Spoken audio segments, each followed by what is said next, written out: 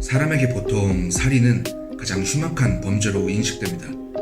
그리고 그 이유 중 하나는 다른 대부분의 범죄는 바로잡을 수 있기 때문인데, 훔친 것은 돌려받을 수 있고 손상된 것은 고칠 수 있는 가능성을 지니기 때문입니다. 그것들은 모두 이제 법이 공정한 세상에서 적용되어야 하는 특징을 지니지만, 그래도 기본적으로는 분명 그러한 가능성 때문에 살인과는 구분이 됩니다.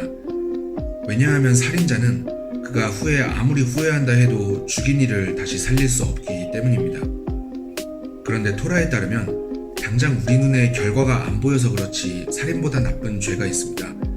그것은 다름 아닌 유대인에게 다가올 영원한 세상을 잃어버리도록 꼬드기는 것입니다. 나치에 의해서 희생된 수많은 유대인들에 대한 역사인 홀로코스트를 들어보셨을 겁니다. 그에 대해서 많은 사람들은 유대인에 대해 부정적인 사람이든 또는 연민을 가지는 사람이든 모두 그 희생 자체에 초점을 맞춥니다. 그런데 토라적 관점에서는 그들이 이 세상에서 생명이 끊어졌다 하더라도 그들의 존재가 끝난 것은 결코 아닙니다.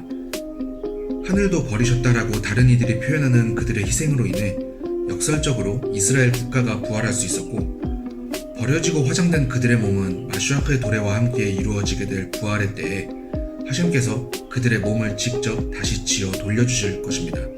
어떻게 그게 가능하겠냐고요? 하심께서는 첫사람도 역시 흙으로부터 지으셨기 때문입니다. 그리고 우리 모두는 그때 분명히 그것을 보게 될 것입니다.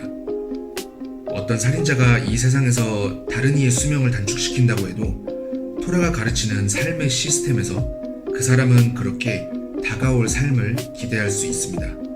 그런데 어떤 사람이 다른 사람에게 죄를 짓도록 설득시킴으로 인해서 그에게 다가올 세상의 몫을 잃게 만든다면, 그렇게 만든 이는 살인보다도 더 끔찍한 죄를 저지르는 것이 됩니다.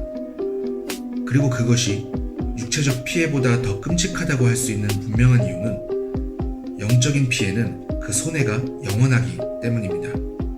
유대인들을 그렇게 만드는 예는 꼭 나치같이 이제 규모 있는 피해만을 논할 것이 아닙니다.